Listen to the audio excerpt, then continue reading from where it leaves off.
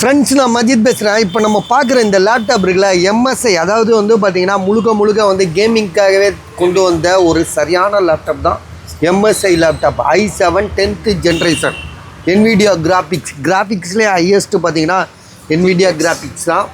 So NVIDIA G8 என்னது GTX gaming முழுக்க GTX 10th generation i7 10th generation 16GB RAM, hard disk 1 TB இருக்குது, SSD வந்து 256 GB. இப்போ heart டிஸ்க்கும் problem இல்லை, 256 SSDயும் கொடுத்துருக்காங்க. எதுக்கு SSD கொடுக்குறாங்கன்னா அந்த சிஸ்டம் பயங்கர ஸ்பீடாக இருக்கணுன்றதுக்காக தான்.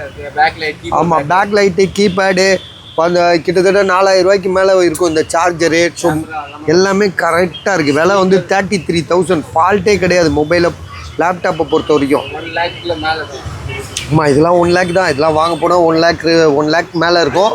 நாங்கள் உங்களுக்கு கொடுக்குறது அடிமாடு தான். வெறும் வந்து 33,000 ரூபா, 33,000 அவ்வளோதானே பஸ்? ஓகே, 33,000 நீட்டாக இருக்குது, தெளிவாக இருக்குது.